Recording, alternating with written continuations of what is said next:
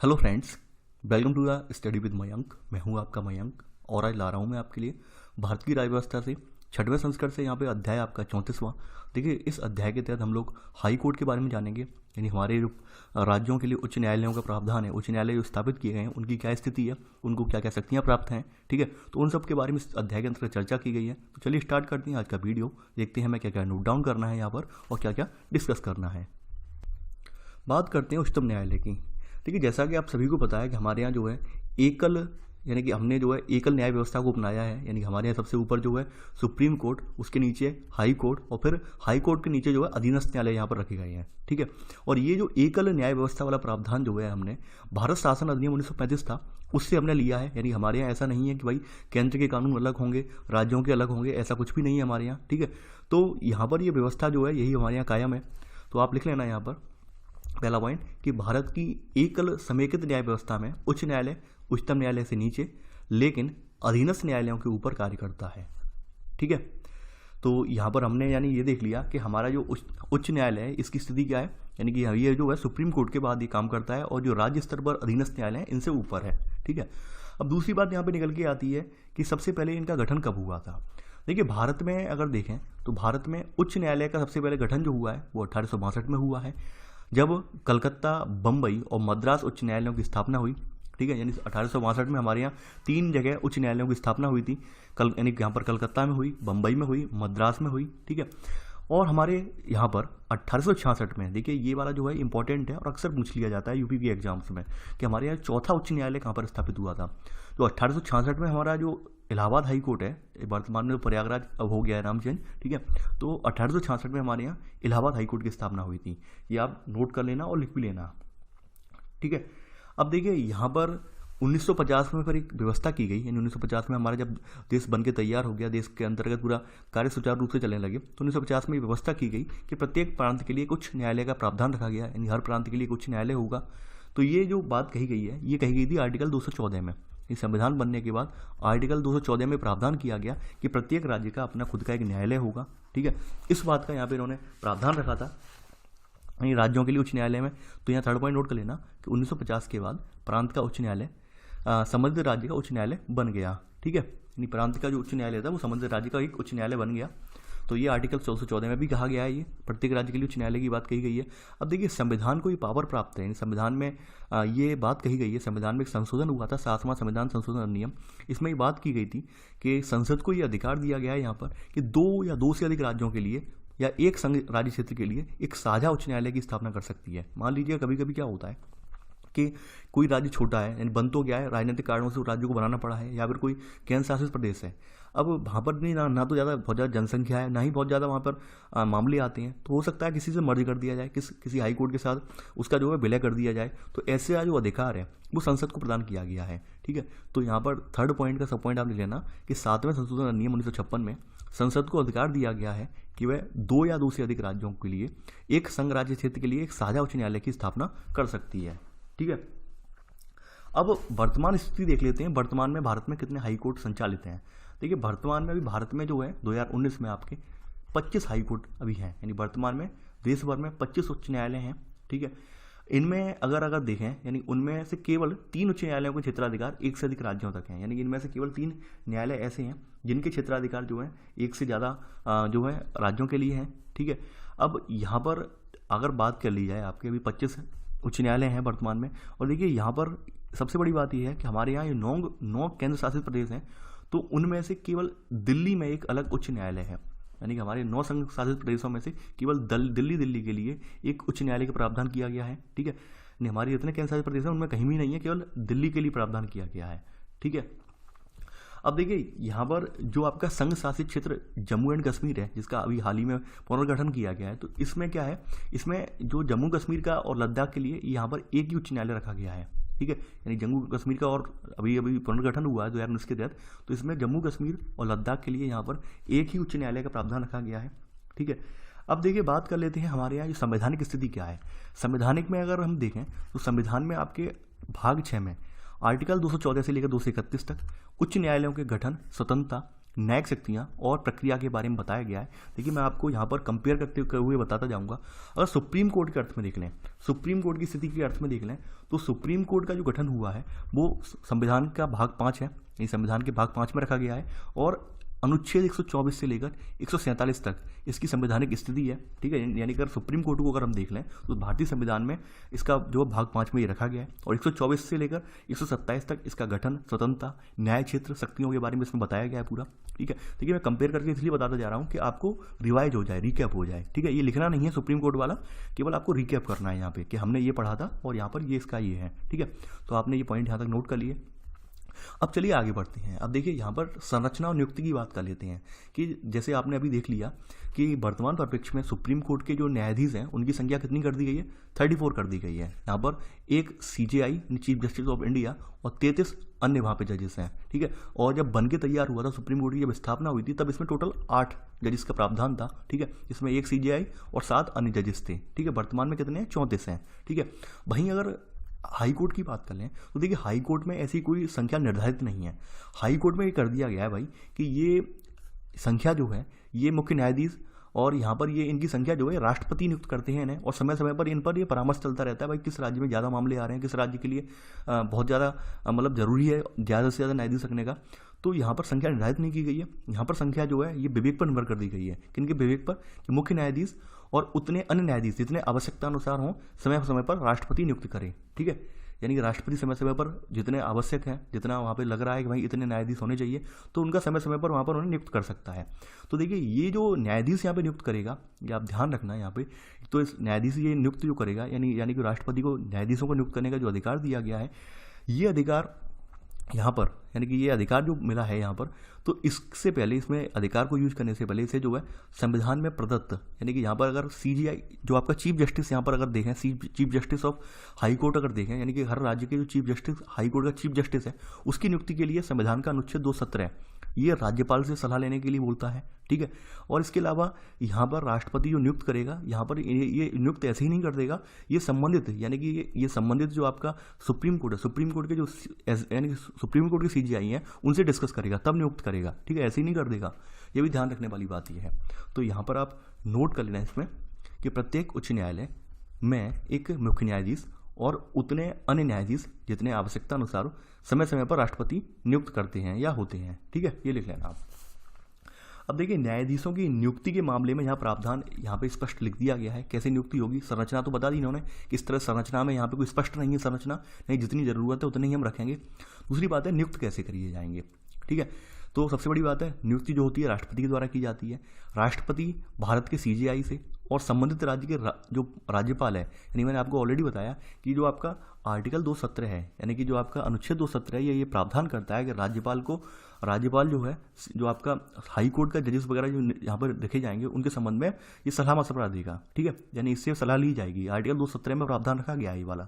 ठीक है, तो यहाँ पर आप नोट कर लेना इसमें कि यहाँ पे लिख लेना कि उच्च न्यायालयों के न्यायाधीशों की नियुक्ति राष्ट्रपति द्वारा राष्ट्रपति द्वारा की जाती है। ठीक है, इसी में सब पॉइंट। देखिए मुख्य न्यायाधीश की जो नियुक्ति होगी वो राष्ट्रपति द्वारा, यानी कि यहाँ पर हाई कोर्ट का जो मुख्य न्यायाधीश होगा इसकी जो नियुक्ति होगी वो राष्ट्रपति के द्वारा, जो आपका भारत का CJI है, भारत के सुप्रीम कोर्ट का CJI है और संबंधित राज्य का राज्यपाल है, इसके परामर्श के बाद ही होगी। ठीक है, यानी कि यहाँ पर अगर हम हाई कोर्ट का CJI अगर नियुक्त करेंगे, चीफ जस्टिस ऑफ इंडिया बोल रहा हूँ, chief justice of high court अगर नियुक्त करेंगे, ठीक है, तो उसके लिए हमें जो राष्ट्रपति है हमारा, वो एक तो सुप्रीम कोर्ट का CJI और संबंधित राज्य के राज्यपाल से जो है वहाँ पर परामर्श करेगा, उसके बाद ही नियुक्त करेगा। ठीक है, ये प्रावधान यहाँ पे दिया गया है। अब चलिए थोड़ा सा आगे बढ़ते हैं। अब देखिए यहाँ पर जो सुप्रीम कोर्ट या हाई कोर्ट में न्यायाधीशों की नियुक्ति के मामले आपने सुना था, आपने मामले देखे थे कि काफ़ी बार ये कहा गया कि कैसे मामले मतलब इन्हें रखा जाए, कैसे नहीं रखा जाए। देखिए पहले क्या था, पहले की व्यवस्था में ये चलता आ रहा था, मतलब पहले जो था व्यवस्था उसमें ये कहा गया, सुप्रीम कोर्ट ने टिप्पणी की, सुप्रीम कोर्ट में मामला पहुंचा, उसमें यानी कि यहाँ पे तीसरा न्यायाधीश मामला पहुंचा 1998 में। तो 1998 में इसने ये कहा है सुप्रीम कोर्ट ने कि जो न्यायाधीश हैं यानी कि न्यायाधीशों की जो प्रक्रिया है, यानी कि नियुक्त करने की प्रक्रिया है, ये केवल भारत के मुख्य न्यायाधीश के एकल मत के द्वारा पॉसिबल नहीं है। यानी केवल भारत का सीजीआई जो है वो अगर अकेले अपना निर्णय दे दे कि भाई यहाँ पर ये नियुक्त कर दिया जाए, ये नियुक्त कर दिया जाए, तो इसके द्वारा पॉसिबल नहीं है। यानी कि ये सुप्रीम कोर्ट की बेंच ने फैसला दिया था ये वाला, इसमें से ने ये प्रावधान किया यहाँ पर। देखिए इस मामले में ये कहा इसने कि उसे जो नियुक्त करेगा तो इसे मतलब नियुक्त करने के लिए 4 जो सीनियर जजेस हैं इनकी बेंच होनी चाहिए, और वो लोग उनमें से मान लो 2 लोग इसके फेवर में अगर वोट कर देते हैं, फेवर में बोल देते हैं, तो फिर उसी न्यायाधीश की नियुक्ति की जाएगी। ठीक है, यानी उसे 4 वरिष्ठतम न्यायाधीशों से सलाह करनी चाहिए। अगर इनमें से अगर 2 का मत भी पक्ष में नहीं है तो वो मतलब जो है नियुक्ति के लिए सिफारिश नहीं भेज सकता है। यानी इनमें 4 न्यायाधीशों की बेंच हो, और 4 न्यायाधीशों की बेंच में यहाँ पर ये है कि भाई अगर मान लीजिए 2 लोग भी इसके फेवर में नहीं है, 2 लोग कहते हैं भाई नहीं ये वाला न्यायाधीश यहाँ पे नियुक्त नहीं होना चाहिए, तो फिर नियुक्त नहीं कर सकते आप। ये कॉलेजियम प्रणाली बोली जाती है। ठीक है, ये कॉलेजियम सिस्टम बोला जाता है। देखिए बाद में आपको पता होगा कि हमारे देश में एक संविधान संशोधन हुआ था, 99वां संविधान संशोधन, जिसके तहत एनजेएसी जो है आपका जो है नेशनल जुडिशियल अपॉइंटमेंट कमीशन नियुक्त किया गया था, जिसे सुप्रीम कोर्ट ने अपने जो है सुप्रीम कोर्ट ने बाद में इसे संज्ञान में लेकर 4th जजेस केस के नाम से फेमस है इसे, तो इसे पूरा संविधान संशोधन को यहाँ पर ये कह दिया था कि भाई ये संविधान संशोधन जो है इसे निरस्त कर दिया जाए, यानी असंवैधानिक बताकर इसे बिल्कुल खारिज करवा दिया था। ठीक है, और फिर से आपकी जो 4th यानी 30 जजेस जो थी आपकी, 3rd जजेस केस जो आया था जिसमें कॉलेजियम प्रणाली की बात की गई थी, वही कॉलेजियम प्रणाली फिर से एप्लीकेबल हो गई। यानी कि ठीक है, यानी कि यहाँ पर जो जजेस की नियुक्ति वाली प्रणाली थी वो पुरानी कॉलेजियम प्रणाली फिर से अस्तित्व में आ गई। कहने का मतलब यहाँ पर ये है। ठीक है, तो देखिए ये लिखना नहीं है, केवल आप सुप्रीम कोर्ट वाले में जान चुके हैं और यहाँ पर भी आपने देख लिया। चलिए आगे बात करते हैं इनकी योग्यताएं, शपथ और वेतन, यानी कि इनकी योग्यता क्या क्या होनी चाहिए। सबसे बड़ी बात है भारत का नागरिक हो और उसे भारत के न्यायिक कार्य में 10 वर्ष का अनुभव हो। ठीक है, यानी कि यहाँ पर उसे कम से कम 10 साल का अनुभव हो। ठीक है, और उच्च न्यायालय या न्यायालयों में 10 साल तक लगातार अधिवक्ता रह चुका हो। दोनों में से एक ही बात है, 10 वर्ष का अनुभव हो, चाहे अधिवक्ता के रूप में या कैसे भी। ठीक है, तो यहाँ पर ये इसका प्रावधान रखा गया है। अब देखिए यहाँ पर जो उच्च न्यायालय के न्यायाधीश नियुक्त होते हैं, यहाँ पर इनकी कोई न्यूनतम आयु सीमा नहीं रखी गई है। ठीक है, जैसे आपने देखा था कि राज्यसभा लोकसभा के में सीटों के संदर्भ में या राज्य विधानसभा में सीटों के संदर्भ में कि भाई वहाँ पर जो व्यक्ति सदस्य चुने जाने के लिए 25 साल, 30 साल, 35 साल ऐसे करके एज का प्रावधान बनाया गया था, प्रावधान रखा गया था। यहाँ पर एज का कोई प्रावधान नहीं है कि भाई 40 साल से ऊपर क्या व्यक्ति ही बनेगा आपका हाईकोर्ट में न्यायाधीश बनेगा, ऐसा कोई प्रावधान नहीं रखा गया है। ठीक है, तो यहाँ लिखा भी है कि उच्च न्यायालय के न्यायाधीशों की नियुक्ति के लिए कोई न्यूनतम आयु सीमा निर्धारित नहीं की गई है। ठीक है, ये आप अपने दिमाग पर रखना, लिखवाऊंगा नहीं। अब देखिए यहाँ पर इनके शपथ और प्रतिज्ञान के बारे में जानते हैं। संविधान का जो आर्टिकल 219 है आपका, यानी संविधान का आर्टिकल 219 है, यहाँ पर ये हाईकोर्ट के जजेस की शपथ की बात की गई है, शपथ या प्रतिज्ञान की बात की गई है। ठीक है, ये उच्च न्यायालय के जो न्यायाधीश हैं उनके शपथ ग्रहण की बात की गई है। अब देखते हैं इनको शपथ कौन दिलाएगा। ठीक है, देखिए यहाँ पर जो न्यायाधीश नियुक्त होने वाला है उच्च न्यायालय में, उसको पद संभालने से पूर्व राज्य के राज्यपाल, ठीक है, तो राज्य का राज्यपाल या इसके द्वारा नियुक्त किया गया कोई व्यक्ति इसे जो है शपथ दिलाएगा। ठीक है, यानी कि लिख लेना इसे शपथ, यानी उसके नियुक्त किसी अन्य व्यक्ति के सामने शपथ, ठीक है, ये प्रतिज्ञान करना होता है। ठीक है, ये लिख लेना आप। चलिए आगे बढ़ते हैं। अब इनके वेतन और भत्ते देखते हैं, यानी इन्हें कितने कितना वेतन मिल रहा है, कितने कितने भत्ते मिल रहे हैं। ठीक है, ये भी देखते हैं। देखिए यहाँ पर इनके वेतन भत्तों के बारे में आर्टिकल 221 में बताया गया है। संविधान का आर्टिकल 221 है, इसमें हाई कोर्ट के जो न्यायाधीश हैं इनके वेतन और भत्तों की चर्चा की गई है कि इनका वेतन कितना होंगे, इनके भत्ते कितने होंगे। देखिए अगर बात करें 2018 में, देखिए 2018 में यहाँ पर मुख्य न्यायाधीश का जो वेतन था वो 90,000 से बढ़ाकर यहाँ पर 2.5 लाख रुपये प्रतिमाह कर दिया गया है, और अन्य न्यायाधीशों का जो वेतन था वो 80,000 रुपये से बढ़ाकर 2.28 लाख रुपये प्रतिमाह कर दिया गया है। अब देखिए आपको थोड़ा सा मैं रिकैप करवाने की कोशिश करता हूँ चीज़ों को। यहाँ पर आपने सुप्रीम कोर्ट के जो जजेस वगैरह हैं, सुप्रीम कोर्ट के सीजीआई वगैरह हैं, उनका वेतन कितना होता है वो भी देख लेते हैं। देखिए सुप्रीम कोर्ट के जो सीजीआई है उनका वेतन सन 2018 में जब इन लोगों का वेतन बढ़ा तभी उनका वेतन जो था वर्तमान में 2.8 लाख कर दिया गया है। ठीक है, यानी 2.80 लाख कर दिया गया है, 2,80,000 रुपये, ठीक है, प्रतिमाह कर दिया गया है। और बाद बाकी जो उनके न्यायाधीश हैं, उनके नीचे वाले न्यायाधीश हैं, उनका वेतन 2.50 लाख यानी 2.5 लाख रुपये प्रतिमाह कर दिया गया है। वहीं अगर हाई कोर्ट के संदर्भ में देखें तो हाई कोर्ट में जो उनके चीफ जस्टिस होंगे हाई कोर्ट के, उनका वेतन 2.5 लाख है, और उनके नीचे जो न्यायाधीश हैं उनका वेतन 2.28 लाख रुपये प्रतिमाह है। ठीक है, तो ये बात आप यहाँ पे कंपेयर करके जान लीजिए। अगर आपसे कहीं वेतन से संबंधित प्रश्न पूछा जाए तो आप बता देंगे। ठीक है, चलिए आगे बढ़ते हैं। अब देखिए कार्यकाल वगैरह इनका देखते हैं, इनका कार्यकाल क्या होगा, या फिर इनका कार्यकाल कैसे होगा, निष्कासन कैसे होगा, स्थानांतरण कैसे होगा, वो हम देखेंगे। देखिए पहली बात तो ये जान लेते हैं कि सुप्रीम कोर्ट की स्थिति आपने देखी थी कि 65 वर्ष की आयु, ठीक है, यानी कि सुप्रीम कोर्ट के बारे में आपने वो प्रावधान देखा था कि 65 वर्ष की आयु हो, या फिर यानी कि 65 वर्ष की आयु तक बने रहेंगे ये लोग, वहाँ पर आपने देखा था। ठीक है, यहाँ पर भी यही प्रावधान है। यहाँ पर क्या है, हाईकोर्ट के संदर्भ में 62 वर्ष की आयु रखी गई है। ठीक है, कि संविधान में उच्च न्यायाधीशों का कार्यकाल जो है ये निर्धारित नहीं किया गया है, तो ये यहाँ पर लिखा गया 62 वर्ष की आयु पर पद तक बना रहेगा। ठीक है, यानी कि यहाँ पर ये 62 वर्ष की, यानी कि जो भी हो, यानी यहाँ पे 5 साल 6 साल का प्रावधान नहीं रखा गया है, उसमें ये कह दिया गया है क्योंकि यहाँ तक पहुँचते पहुँचते उनकी उम्र वहीं पहुँच जाती है। ठीक है, तो यहाँ पर ऐसा कोई प्रावधान नहीं है कि 5 साल के लिए नियुक्त होगा, 6 साल के लिए होगा, ऐसा कुछ भी नहीं है। ठीक है, वहाँ पर सुप्रीम कोर्ट के संदर्भ में 65 वर्ष की आयु रखी गई, 65 वर्ष पर रिटायर्ड हो जाएगा, चाहे उसे मात्र 6 महीने के लिए CJI बना हो, उससे फर्क नहीं पड़ता है। ठीक है, और यहाँ पे हाईकोर्ट के संदर्भ में 62 साल की एज पर वो है रिटायर हो जाएगा। ठीक है, अब देखिए उसके संबंध में कोई भी मामले पर अगर प्रश्न उठता है तो ये, यानी उसकी आयु के संबंध में कोई अगर किसी प्रश्न का निर्णय जो है वो राष्ट्रपति और भारत के मुख्य न्यायाधीश के परामर्श से करता है। ठीक है, तो यहाँ पर आप लिख लेना, नोट करके, ये लिखना बहुत जरूरी है। देखिए ये जो प्रश्न है ये UPSC में एक जगह आया है। मान लीजिए हाई कोर्ट के न्यायाधीश की एज पर प्रश्न चिन्ह उठता है तो क्या होगा, उसकी एज पर प्रश्न चिन्ह उठता है तो उसके संबंध में किसी प्रश्न का निर्णय जो है राष्ट्रपति और भारत के मुख्य न्यायाधीश से परामर्श से करता है ये, और इसमें राष्ट्रपति का निर्णय यहाँ पर अंतिम होता है। ठीक है, पहली बात ये जान लीजिए। दूसरी बात यह है कि इनका जो त्यागपत्र है हाईकोर्ट के न्यायाधीश का, ये त्यागपत्र राष्ट्रपति को भेजा जाता है। ठीक है, तीसरी बात यह है कि संसद की सिफारिश अगर हो तो इन्हें अपने राष्ट्रपति ने इनके पद से हटा देगा। रीज़न क्या है हटाने का, ये भी आप जानते हैं कि कदाचार वगैरह इन पर लग जाए कि भाई अच्छा आचरण नहीं है, समय से मामले निस्तारित नहीं कर पा रहे हैं। ठीक है, बहुत सारे रीज़न होते हैं, इनके तहत इन्हें हटाया जा सकता है। तो यहाँ पर 3 पॉइंट तो लिख लीजिए इसमें। आगे बढ़ते हैं। अब देखिए न्यायाधीशों को हटाने की प्रक्रिया के बारे में जान लेते हैं। आपने तो कार्यकाल जान लिया, अब न्यायाधीशों को हटाने की जो प्रक्रिया, फॉर्मल वे क्या है, तरीका क्या है, वो हम जान लेते हैं। देखिए न्यायाधीशों को जो है राष्ट्रपति के आदेश से ही पद से हटाया जा सकता है, बात आप ऑलरेडी जानते हैं।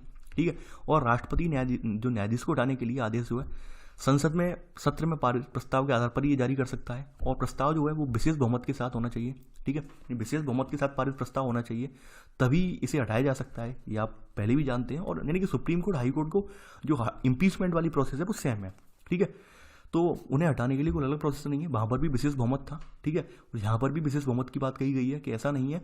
और ये बात और ध्यान रखना कि राज्य विधानसभा इसमें प्रश्न चिन्ह नहीं उठाती है। राज्य विधानसभा में कोई भी प्रस्ताव नहीं लाया जाता है, संसद में ही लाया जाता है, चाहे वो हाई कोर्ट का हो या सुप्रीम कोर्ट का हो। ठीक है, ये चीज़ें जो है मैं देखिए मैं कंपेयर करके इसलिए बता रहा हूँ ताकि आपको याद रह सके लंबे समय तक और भूलें ना आप। ठीक है, तो यहाँ पर लिख लेना आप पहला पॉइंट कि राष्ट्रपति,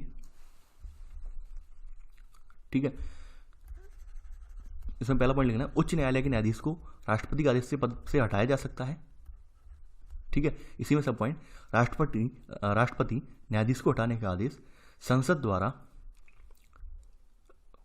ठीक है, उसी सत्र में विशेष बहुमत से पारित प्रस्ताव के आधार पर ही जारी कर सकता है। ठीक है, यानी विशेष बहुमत से पारित जो प्रस्ताव होगा उसके आधार पर ही इसे हटाने का आदेश जारी कर सकता है। ठीक है, तो ये आपने पहले का सब पॉइंट लिख लिया। दूसरी बात है उसे हटाने के 2 आधार हो सकते हैं। 2 आधार कौन कौन से? ठीक है, कि एक तो कदाचार हो, यानी कि वो अपने कर्तव्यों का निर्वहन सही प्रकार से नहीं कर पा रहा हो सकता है रिश्वतखोर वगैरह टाइप हो। दूसरी बात हो अक्षम हो, यानी अक्षमता हो, यानी कहने का मतलब ये है कि भाई कोई जैसे कोई केस वगैरह जा रहे हैं और उन पर सुनवाई कर ही नहीं पा रहा है, अपना निर्णय ले ही नहीं पा रहा है, क्या डिसीजन लेना है वो डिसीजन नहीं दे पा रहा है, तो इस आधार पर उसे हटाया जा सकता है। यानी हटाने के 2 आधार हैं, सिद्ध कदाचार, यानी कदाचार के मामले में हो, जैसे कोई रिश्वत लेते हुए पकड़ा गया है, या फिर कोई ऐसे मामले में पकड़ा जाए जिसमें वो जो है निर्णय जो है सही प्रकार से नहीं दे रहा हो, उसमें पक्षपात कर रहा हो, तो ये इस मामले आधार पर हटाया जा सकता है। लेकिन प्रक्रिया इनकी सेम है, प्रक्रिया ऐसे नहीं है कि भाई मन जब चाहा वो अब तक हटा दिया। संसद द्वारा विशेष बहुमत से पारित जो है प्रस्ताव की जो पास हो जाएगा उसके आधार पर राष्ट्रपति जो आदेश निकालेगा तब इन्हें हटाया जाएगा। ठीक है, तो यहाँ पर आगे बढ़ते हैं अब हम। अब देखिए यहाँ पर यहाँ तक तो आपने देख लिया। अब देखिए न्यायाधीशों का स्थानांतरण देख लेते हैं कि इनका स्थानांतरण किस प्रकार से होगा। क्या इनके स्थानांतरण के लिए कोई विशेष शक्ति यहाँ पर विशेष है, वो देखते हैं यहाँ पर। देखिए यहाँ पर अगर राष्ट्रपति बोल रहा हूँ मैं, हाई कोर्ट के न्यायाधीशों का स्थानांतरण की जो प्रक्रिया है इसका जिक्र आपके संविधान के आर्टिकल 222 में किया गया है, यानी अनुच्छेद 222 में यहाँ पर। ठीक है, यहाँ पर जो हाई कोर्ट के न्यायाधीश हैं, ठीक है, इनके स्थानांतरण का जिक्र किया गया है, इनके ट्रांसफर का जिक्र किया गया है। ठीक है, यानी कि भारत के मुख्य न्यायाधीश से परामर्श के बाद राष्ट्रपति एक न्यायाधीश का स्थानांतरण एक उच्च न्यायालय से दूसरे उच्च न्यायालय में कर सकता है। आपने देखा होगा, काफ़ी बार स्थिति देखी है कि न्यायाधीशों का ट्रांसफर करवाया जाता है कि भाई फलानी हाई कोर्ट से न्यायाधीश उठाकर फलानी जगह भेज दिया गया, ऐसे करके देखा होगा आपने। तो वो संविधान में आर्टिकल 222 में ये इस बात का प्रावधान किया गया है, जिसके तहत जो राष्ट्रपति है वो मुख्य न्यायाधीश यानी सुप्रीम कोर्ट के CJI के परामर्श के बाद ही, ठीक है, यानी भारत के मुख्य न्यायाधीश का मतलब हो गया सुप्रीम कोर्ट का CJI जो है, ठीक है, चीफ जस्टिस ऑफ इंडिया, इनके परामर्श के बाद ही एक हाई कोर्ट से उस न्यायाधीश को उठाकर किसी दूसरे हाई कोर्ट में उसका स्थानांतरण कर सकता है। ठीक है, तो ये बात आर्टिकल 222 में साफ साफ लिखी गई है। आगे बात करते हैं, चलिए अगला प्रावधान यहाँ पे देख लेते हैं हम। कार्यकारी, अतिरिक्त और जो सेवानिवृत्त न्यायाधीश हैं इनका क्या रोल होता है, इनकी नियुक्ति किस प्रकार से होती है, वो भी हम देखेंगे। ठीक, कार्यकारी मुख्य न्यायाधीश, यहाँ पहली हेडिंग है आपकी कार्यकारी मुख्य न्यायाधीश। ठीक है, कार्यकारी मुख्य न्यायाधीश जो है इनका जिक्र आपका जो है आर्टिकल 223 में किया गया है, अनुच्छेद के आर्टिकल 223 में किया गया हाई कोर्ट के संबंध में। और वही सुप्रीम कोर्ट के संदर्भ में देख लें तो सुप्रीम कोर्ट के संदर्भ में जो कार्यकारी न्यायाधीश हैं उनका जिक्र किया गया है आर्टिकल 126 में। ठीक है, देखिए मैं दोनों कंपेयर करके बता रहा हूँ, सुप्रीम कोर्ट वाला लिखना नहीं है आपको, केवल अपने नॉलेज में डालते जाना है यहाँ पर। ठीक है, अब देखिए कार्यकारी मुख्य न्यायाधीश का रोल क्या होता है।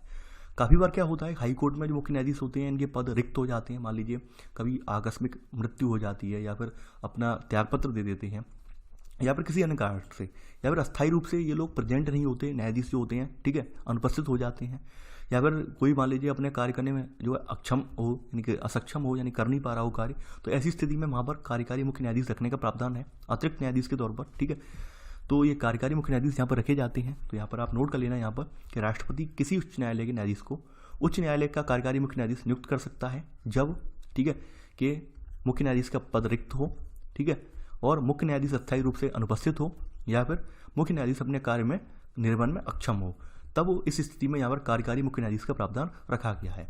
अब देखिए अतिरिक्त और कार्यकारी न्यायाधीश रखने का प्रावधान हो रहा है हमारे यहाँ इस बात की चर्चा जो की गई है वो की गई है आर्टिकल 224 में, हाई कोर्ट के संदर्भ में है।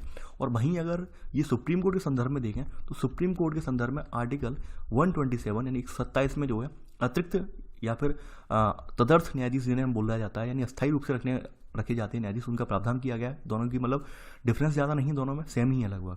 ठीक है, यानी यहाँ पर साफ साफ लिखा है अस्थायी रूप से यानी तदर्थ रूप में, यानी कि न्यायालय, यानी कि आप लिख लेना राष्ट्रपति उच्च न्यायालय के अतिरिक्त न्यायाधीशों के रूप में, ठीक है, यानी राष्ट्रपति योग्य व्यक्तियों को उच्च न्यायालय के अतिरिक्त न्यायाधीश के रूप में अस्थायी रूप से नियुक्त कर सकते हैं। ठीक है, जिनकी अवधि जो है यहाँ पर 2 साल से अधिक की नहीं होगी। ये देखिए यहाँ पर ये इंपॉर्टेंट बात है आपकी और इसे हाईलाइट कर लेना, यानी जो तदर्थ न्यायाधीश रखे जाएंगे इनकी नियुक्ति की जो अवधि है वो ज़्यादा लंबी नहीं होगी, केवल 2 साल के लिए रखे जा सकते हैं। ठीक है, तो यहाँ पर आप ये नोट कर लेना। देखिए आपने सुप्रीम कोर्ट के संदर्भ में आपने देखा हो, सुप्रीम कोर्ट में ऐसी कंडीशन नहीं थी कि भाई 2 साल के लिए रखे जाएंगे, 3 साल के लिए रखे जाएंगे, 5 साल के लिए, ऐसी कोई कंडीशन नहीं थी। जो वहाँ तदर्थ न्यायाधीश वहाँ पे जो रखे जा रहे थे तो उनके लिए कोई कंडीशन नहीं थी, लेकिन यहाँ पर कंडीशन लगा दी गई है 2 साल से ज़्यादा के लिए नहीं होगा। ठीक है, तो ये नोट कर लेना आप। तो ये रखने का रीज़न क्या है कि मान लीजिए उच्च न्यायालय का कामकाज बढ़ गया हो या फिर उसमें पेंडिंग जो वर्क है वो ज़्यादा हो, तो ऐसी स्थिति में यहाँ पर अतिरिक्त और कार्यकारी न्यायाधीश रखने का प्रावधान है। ठीक है, तो आपने ये नोट कर लिया है। चलिए आगे बढ़ते हैं यहाँ पर। अब देखिए यहाँ पर कुछ सेवानिवृत्त न्यायाधीशों को रखने का प्रावधान भी है, यहाँ पर सेवानिवृत्त न्यायाधीश का रखने का प्रावधान भी है यहाँ पर आर्टिकल 224A के तहत। ठीक है, हाई कोर्ट में आपके जो है सेवानिवृत्त न्यायाधीश रखे जा सकते हैं। वहीं अगर सुप्रीम कोर्ट की बात करें तो सुप्रीम कोर्ट में रिटायर्ड जो जजेस हैं तो उन्हें रखने का प्रावधान आर्टिकल 128 में रखा गया है। देखिए मैं कंपेयर करके बता रहा हूँ, तो सुप्रीम कोर्ट वाला लिखना नहीं, आप चाहे लिखना चाहें तो लिख सकते हैं। ठीक है, मैं कंपेयर इसलिए कर रहा हूँ ताकि आपको रिवाइज हो जाए, फिर से याद आ जाए। तो सेवानिवृत्त न्यायाधीश कब रखे जाते हैं कि यानी उच्च न्यायालय के मुख्य न्यायाधीश किसी भी समय उच्च न्यायालय अथवा किसी अन्य उच्च न्यायालय के जो रिटायर्ड न्यायाधीश हैं इनको स्थायी अवधि के लिए बतौर कार्यकारी न्यायाधीश काम करने के लिए ये कह सकते हैं। ठीक है, यानी कि कभी कभी क्या होता है, ऐसी परिस्थितियाँ आ जाती हैं जिसमें योग्य व्यक्तियों की जरूरत होती है हमें, तब वहाँ पर इस प्रकार का प्रावधान रखा गया है कि आप लोग रिटायर्ड जो पर्सन है उनके पास एक्चुअल में अच्छा खासा एक्सपीरियंस भी होता है, योग्यता भी होती है, तो आप वहाँ पर उन्हें रख सकते हैं।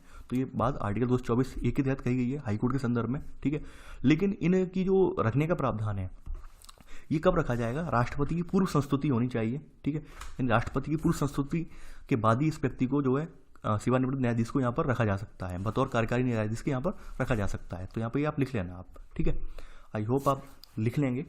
तो चलिए अब आगे बढ़ते हैं इसमें। अब देखिए अगली बात यहाँ पे आपकी निकल के आती है इस संदर्भ में, अगला जो आपका पॉइंट है आपका कि हाई कोर्ट की स्वतंत्रता। देखिए हमें ये जानना बड़ा आवश्यक है हमारे लिए कि हाई कोर्ट किन मामलों में जो कितना स्वतंत्र है, कितनी स्वतंत्रता इसे प्रदान की गई है, क्या वास्तव में हाई कोर्ट स्वतंत्रता के अकॉर्डिंग कार्य कर पा रहा है या नहीं कर पा रहा है। ठीक है, सबसे पहली बात है यहाँ पे इन्होंने पहला पॉइंट यहाँ पे लिखा है यहाँ पर कि नियुक्त की विधि, नियुक्त करने की विधि आपको पता है कोलिजियम प्रणाली के तहत नियुक्त किए जाते हैं। फिर भी इसमें कहा गया है कि नियुक्तियाँ जो हों वो राजनीतिक और व्यवहारिक पक्षपात उनमें ना हो। लेकिन आप सब कुछ आप लोग समझदार हैं, सब कुछ जानते भी हैं कि वर्तमान परिप्रेक्ष्य में ऐसा बिल्कुल भी नहीं होता है। सभी राजनीतिक पार्टियां जो होती हैं वो यही कोशिश करती हैं कि हमारे फेवर का व्यक्ति जाए या फिर ये हो वो हो। ठीक है, वो आप सब जानते हैं, आप हकीकत सब लोग जानते हैं। तो सबसे बड़ी बात है नियुक्ति की विधि है। नियुक्ति की विधि का तरीका भी आपको पता है, किस तरह से नियुक्त होंगे हाई कोर्ट के यानी हाई कोर्ट के चीफ जस्टिस और बाद बाकी जस्टिस किस प्रकार से नियुक्त होंगे वो आप ऑलरेडी जानते हैं। ठीक है, यहाँ पे लिखा है देखिए उच्च न्यायालय के न्यायाधीशों की नियुक्ति और राष्ट्रपति के द्वारा स्वयं न्यायपालिका के सदस्यों जैसे भारत के मुख्य न्यायाधीश और उच्च न्यायालय के मुख्य न्यायाधीश इनके परामर्श से की जाती है। तो ये सब आप ऑलरेडी जानते हैं, लिखना नहीं है यहाँ पर। यहाँ पे बता दिया मैंने नियुक्ति की विधि। कार्यकाल की सुरक्षा की बात कही गई है कि देखिए यहाँ पर सबसे बड़ी बात यह है, इसमें एक पॉइंट लिख लेना कार्यकाल की सुरक्षा में कि यहाँ पर इनका इम्पीचमेंट जो होगा ऐसा नहीं है। एक तो रिटायरमेंट तो इनका हो ही जाएगा, रखा गया है 62 साल की एज तक ही रह सकते हैं केवल ही, उसके बाद तो रिटायर्ड हो जाएंगे। इसके अलावा बीच में इन्हें अगर कोई हटाना होगा तो इन्हें संविधान में उल्लिखित विधि यानी कानून जो संविधान में है इनके आधारों पर राष्ट्रपति के द्वारा हटाया जा सकता है। यानी कि केवल और केवल ये नहीं है कि भाई जब चाहा तब हमने हटा दिया, प्रसाद पर्यंत नहीं है, ये एक फॉर्मल तरीका है, यानी कि एक संवैधानिक तरीका है जिसके तहत इन्हें हटाया जा सकता है पद से। ठीक है, दूसरी बात आगे बढ़ते हैं यहाँ पे निश्चित सेवा शर्तें। इनका मतलब क्या है? देखिए इनके जो निश्चित सेवा शर्तों का मतलब है कि समय समय पर इनके वेतन भत्ता अवकाश वगैरह के बारे में संसद के द्वारा निर्धारण किया जाता है, ना कि राज्य विधानसभा के द्वारा। ये ध्यान रखना आप कि उच्च न्यायालय के जो न्यायाधीश होते हैं इनके वेतन भत्ते विशेषाधिकार अवकाश पेंशन इनका निर्धारण कौन करता है? संसद करता है। ठीक है, यानी कि ये आपके राज्य विधानसभा के द्वारा नहीं किया जा सकता है। दूसरी बात है संचित निधि पर भारित व्यय। देखिए ये जो है ये मोस्ट इंपॉर्टेंट है और इससे जो है काफ़ी बार यूपीएससी एग्जाम में प्रश्न पूछा भी गया है। कैसे है वो मैं बता रहा हूँ। देखिए न्यायाधीश और स्टाफ के जो वेतन भत्ते पेंशन, ठीक है, और उच्च न्यायालय का प्रशासनिक खर्चा संबंधित संबंधित राज्य की संचित निधि पर भारित होते हैं। यानी कि जो वर्तमान में जो राष्ट्रपति बोल रहा हूँ, सॉरी मैं राष्ट्रपति गलती से बोल गया। यहाँ पर जो वर्तमान में न्यायाधीश आपके कार्य कर रहे हैं, वर्तमान में जो अभी कार्यरत हैं, ठीक है, हाई कोर्ट्स में, और इसके अलावा जो है न्यायाधीश के कार्यरत होने के अलावा वहाँ पर तमाम और कर्मचारी वगैरह होते हैं, वो सब कार्यरत होते हैं। तो उन कर्मचारियों का वर्तमान में वेतन, यानी कि यहाँ पर जो न्यायाधीश हैं उनके सहित कर्मचारियों का वेतन वगैरह जो होगा वो राज्य की संचित निधि से दिया जाएगा, वो राज्य की संचित निधि से दिया जाएगा। लेकिन जब जो न्यायाधीश से रिटायर्ड हो जाएंगे आपके, ठीक है, तो उनका जो पेंशन होगा, यानी कि यहाँ पर ध्यान देने की बात यह है कि जब जो हाई कोर्ट के न्यायाधीश रिटायर हो जाएंगे उनकी जो पेंशन होगी वो पेंशन भारत की संचित निधि से दी जाएगी, ना कि राज्य की संचित निधि से। ये आप ध्यान रखना, वो जो पेंशन दी जाएगी वो भारत की संचित निधि से दी जाएगी, ना कि राज्य की संचित निधि से। तो ये आप लिख लेना, ठीक है, ये आप मोस्ट इंपॉर्टेंट है ये, और मैं पहले ही बता चुका हूँ इससे काफ़ी बार जो है यूपीएससी में प्रश्न पूछा गया है और काफ़ी बार अभ्यर्थी यहाँ पर मात भी खा जाते हैं। ठीक है, यानी कि उन्हें पता नहीं होता है कि क्या है क्या नहीं है, तो वो मात खा जाते हैं। तो इसलिए आपको ये यहाँ पर याद रखना जरूरी है। ठीक है, आपने देख लिया होगा, देखिए आपको पता होगा कि आर्टिकल 266 जो है यहाँ पर भारतीय संचित निधि की बात की गई है इसमें, ठीक है, वो आप जानते भी हैं। तो यहाँ पर सबसे बड़ी बात यह है कि आप देखेंगे जब मैं प्रश्न करवाऊंगा तब आप देखेंगे भी जो इनका पेंशन वाला जो प्रावधान रखा गया है वो राज्य की संचित निधि से नहीं है बल्कि भारत की संचित निधि से रखा गया है। ठीक है, तो आपने नोट कर लिया होगा। चलिए आगे बढ़ते हैं। यहाँ पर अब कुछ अर्थों में यहाँ पर ये देखते हैं कि न्यायाधीशों के कार्य पर चर्चा नहीं की जा सकती। देखिए वहाँ पर भी मैंने आपको बताया था सुप्रीम कोर्ट के बारे में। सुप्रीम कोर्ट के अर्थ में यहाँ पर मैंने बताया था कि सुप्रीम कोर्ट के अर्थ में आर्टिकल 121, तो ये संसद में चर्चा पर निर्बंधन है। कहने का मतलब क्या है, संसद में चर्चा सुप्रीम कोर्ट के जो काम काज है, सुप्रीम कोर्ट के तरीका है काम करने का, या फिर सुप्रीम कोर्ट के जजेस का जो व्यवहार है उस पर चर्चा बिल्कुल नहीं की जा सकती संसद के संदर्भ में। वहीं राज्यों के संदर्भ में बात करें तो राज्यों के संदर्भ में आर्टिकल 211 ये प्रावधान करता है कि किसी भी विधान मंडल में, यानी किसी भी विधान मंडल के तहत विधानसभा हो या विधान परिषद हो, उनमें हाई कोर्ट का जो जजेस वगैरह हैं इनके कार्यों के संदर्भ में चर्चा नहीं की जा सकती है। ठीक है, ये अगर हम संसद के संदर्भ में देखें, संसद के संदर्भ में आर्टिकल 121 है और राज्य विधानमंडल के संदर्भ में देखें तो आर्टिकल 211 में ये इस बात साफ साफ लिखी है। अब देखिए यहाँ पर थोड़ा सा और एक्स्ट्रा तौर पे बता दे रहा हूँ। वहीं संसद के संदर्भ में आर्टिकल 122 ये बात भी सुनिश्चित करता है कि भाई जो सुप्रीम कोर्ट है वो संसद की कार्यवाहियों के संदर्भ में, संसद में क्या चल रहा है उसके संबंध में प्रश्न चिन्ह नहीं उठा सकती है, उनको यानी कि इस पर रोक लगा दी गई है। ठीक है, यानी न्यायालय की शक्तियां शून्य कर दी गई है कि न्यायालय ये प्रश्न चिन्ह नहीं लगा सकता है कि भाई संसद में किस प्रकार से कार्य हो रहा है, क्या क्या कार्यवाही चल रही है, इस पर प्रश्न चिन्ह नहीं कर सकता है। ठीक उसी प्रकार से राज्यों के संदर्भ में आर्टिकल 212 ये प्रावधान सुनिश्चित करता है कि जो विधानमंडल की कार्यवाहियां हैं उनमें हस्तक्षेप या उन पर प्रश्न चिन्ह लगाने का कार्य हाईकोर्ट का बिल्कुल भी नहीं है। ठीक है, प्रतिबंधित करती है हाईकोर्ट को इस मामले के लिए। तो कहीं ना कहीं ये सुरक्षित किया गया है और ये करने का रीजन यही था कि भाई न्यायपालिका जो हो वो कार्यपालिका से स्वतंत्र है, कार्यपालिका और न्यायपालिका एक दूसरे के क्षेत्र में अतिक्रमण बिल्कुल भी ना करें। तो मैंने आपको दोनों आर्टिकल बता दिए, ये आर्टिकल आप लिख लेना, अनुच्छेद 211 आप लिख लेना। ठीक है, तो यहाँ पर न्यायाधीशों के कार्य पर चर्चा नहीं की जा सकती। ठीक है, ये राज्य विधानमंडल का आर्टिकल है, आर्टिकल 211 के तहत केवल इतना ही लाइन यहाँ पर लिख लेना। ठीक है, आगे बढ़ते हैं। अब देखिए यहाँ पर एक बात लिखिए, सेवानिवृत्ति के बाद वकालत पर प्रतिबंध। ये बात आप सुप्रीम कोर्ट के जजेस के बारे में मैंने बताई थी और यहाँ पर भी बता रहा हूँ कि न्यायाधीश वगैरह जो होते हैं, चूंकि सर्वोच्च इनका पद ही सर्वोच्च होता है, ये न्याय निर्णय जो देते हैं पूरे देश का भविष्य उस पर डिपेंड करता है। मान लीजिए अगर ये लोग कुछ अपने भविष्य को देखते हुए या कुछ भविष्य में अपने धन अर्जित करने के लिए या भविष्य का कोई लालच को देखते हुए कोई न्याय निर्णय जो है वो पक्षपात तरीके से दें, तो ये यकीन मानिए न्याय व्यवस्था एकदम चरमरा जाएगी। तो इस स्थिति से निपटने के लिए, इस स्थिति को रोकने के लिए यहाँ पर ये प्रावधान रखा गया है कि जो हाई कोर्ट या सुप्रीम कोर्ट के जजेस हैं ये कहीं भी वकालत नहीं कर सकते हैं, क्योंकि इनका पद ही सबसे बड़ा होता है और ये अपने आप उस पद पर इतनी बड़ी गरिमा वाले पद पर रह चुके हैं, तो इनका ये शोभनीय भी नहीं है। और दूसरी बात भविष्य के देखते हुए, ठीक है, इसमें लिखा भी है, इससे यह सुनिश्चित होता है कि वे भविष्य में किसी लाभ की आशा से किसी के साथ पक्षपात ना करें। यानी कहने का मतलब ये है कि साफ साफ सीधी सी बात है, ऐसा ना हो कि भाई वकालत के उद्देश्य से उन्होंने क्या किया कि अभी तो बैठे हैं हाई कोर्ट में, पद पर बैठे हैं, अपने जजेस हैं, ठीक है, वहाँ पर बैठ के उन्होंने कोई निर्णय जो है अपने क्लाइंट के फेवर में दे दिया। ठीक है, चूँकि उन्होंने उस क्लाइंट ने उनसे वादा कर दिया कि भविष्य में आप आ जाएंगे तो हम अपनी फर्म में आपको एज ए वकील रख लेंगे या ऐसे करके रख लेंगे। तो इसलिए ये प्रावधान यहाँ पे खत्म कर दिया गया है कि आप लोग बिल्कुल भी वकालत नहीं करेंगे, ना ही सुप्रीम कोर्ट के वकील सुप्रीम कोर्ट के जज कर सकते हैं, ना ही हाई कोर्ट के जजेस कर सकते हैं। ठीक है, तो ये लाइन यहाँ पर लिख लेना। ठीक है, बे भविष्य में किसी, यानी कि ये लिख लेना, इससे सुनिश्चित होता है, ये वाला पूरा लाइन लिख लेना। चलिए आगे बढ़ते हैं यहाँ पर थोड़ा सा। अब देखिए यहाँ पर इन्हें अपने कर्मचारियों की नियुक्ति स्वतंत्रता दी गई है, यानी कि जो हाई कोर्ट है, हाई कोर्ट अपने कर्मचारियों की नियुक्ति कर सकता है। इसे संवैधानिक अधिकार ये प्रदान किया गया है कि हाई कोर्ट अपने जो तमाम कर्मचारी वगैरह हैं इनकी नियुक्ति कर सकता है। ठीक है, यानी अपने कर्मचारी नियुक्ति की स्वतंत्रता होती है ना। ठीक है, और इनकी सेवा शर्तें भी ये तय कर सकता है। ठीक है, ये इन्हें अधिकार दिया गया है। चलिए आगे बढ़ते हैं। देखिए हमने देखा था आपको ने कि आपका आर्टिकल है, यानी कि आपके इसके लिखा है कि इसके न्यायिक क्षेत्र में कटौती नहीं की जा सकती। देखिए संसद इनकी न्यायिक शक्तियों को परिवर्तित तो कर सकता है, न्यायिक क्षेत्र बदल तो सकता है, लेकिन न्यायिक शक्तियों को कम नहीं कर सकता है। ठीक है, यानी कि उच्च न्यायालय की संविधान में उल्लिखित न्यायिक क्षेत्र और न्यायिक शक्तियों को ना तो संसद द्वारा और ना ही राज्य विधानमंडल के द्वारा कम किया जा सकता है, लेकिन इन्हें परिवर्तित किया जा सकता है। मान लीजिए ऐसा हो सकता है कि भाई जैसे कोई दो राज्य बने हों, नए राज्य बिल्कुल बने हों, अब इन्होंने ये कर दिया कि भाई दोनों राज्यों के लिए एक हाई कोर्ट हो गया, यानी कि दोनों राज्यों के संबंध में जो न्याय निर्णय होगा वो हाई कोर्ट देगा। ठीक है, या फिर कुछ संघ शासित प्रदेश हैं उनको विलय कर दिया इनमें। ठीक है, या फिर संघ शासित प्रदेशों को हटा दिया, तो ये तो कर सकते हैं ये, लेकिन इनकी शक्तियाँ कम नहीं कर सकते। न्यायालय की शक्तियाँ जो प्रदान है, जो कानूनी अधिकार इन्हें प्रदान है, वो कम नहीं किए जा सकते हैं। बस इनका जो क्षेत्र है, यानी न्याय निर्णय का जो क्षेत्र है, न्यायिक क्षेत्र है, उसको परिवर्तित कर सकते हैं। ठीक है, तो यहाँ पर आप लिख लेना कि उच्च न्यायालय, ठीक है, कि उच्च न्यायालय, ठीक है, यहाँ पर लिख लेना, ये पूरी लाइन लिख लेना, लेकिन न्यायिक क्षेत्र में शक्ति को संसद एवं विधानमंडल के द्वारा परिवर्तित किया जा सकता है। ये लिख लेना आप। ये आपने लिख लिया होगा। अब देखिए अगला आर्टिकल आप लिखें चाहे ना लिखें वो कोई फर्क नहीं पड़ता, आप जानते हैं कार्यपालिका से पृथक्करण है ही है, संविधान में ये प्रावधान दिया गया है कि कार्यपालिका से बिल्कुल अलग है, पृथक्करण है इनका, आप जानते हैं ऑलरेडी। अब बात कर लेते हैं उच्च न्यायालय का न्याय क्षेत्र और शक्तियाँ।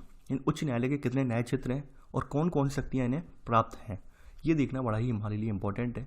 चलिए आगे बात करते हैं। अब सबसे पहले बात करते हैं प्रारंभिक क्षेत्राधिकार, यानी प्रारंभिक क्षेत्राधिकार कौन कौन सा इन्हें प्राप्त है। यानी प्रारंभिक का मतलब हो गया मूल क्षेत्राधिकार। ठीक है, यानी कि यहाँ पर ये कौन कौन से मामलों की सुनवाई करेंगे, यहाँ पे मूल क्षेत्राधिकार की तरह के अधिकारिता का मामला हो या न्यायालय की अवमानना का मामला हो, राज्य विधानमंडलों के सदस्यों के निर्वाचन संबंधी विवाद हो, ठीक है, दूसरी बात यहाँ पर लिखी गई है यहाँ पर कि राजस्व मामले संबंधित हों, राजस्व संबंधित राजस्व मामले, राजस्व संग्रहण के मामले हों और नागरिकों के मूल अधिकारों को प्रबंधन, ठीक है, प्रवर्तन, आर्टिकल 226 के तहत ये बात कही गई है, आप ऑलरेडी जानते हैं। यानी कि जो रिट जारी करने की शक्ति है हाई कोर्ट की इस मामले में सुप्रीम कोर्ट से ज़्यादा है, क्योंकि सुप्रीम कोर्ट केवल किसी मूल अधिकारों के हनन पर ही रिट जारी कर सकता है, जबकि हाई कोर्ट जो है संविधान के आर्टिकल 226 के तहत न केवल मूल अधिकारों के हनन के संबंध में बल्कि किसी व्यक्ति विशेष के लिए, किसी प्राधिकरण के लिए, ठीक है, किसी फर्म विशेष के लिए भी रिट जारी कर सकता है। यानी इस क्षेत्र में हाई कोर्ट की स्थिति जो है सुप्रीम कोर्ट से थोड़ी ऊपर है, ठीक है, रिट जारी करने में।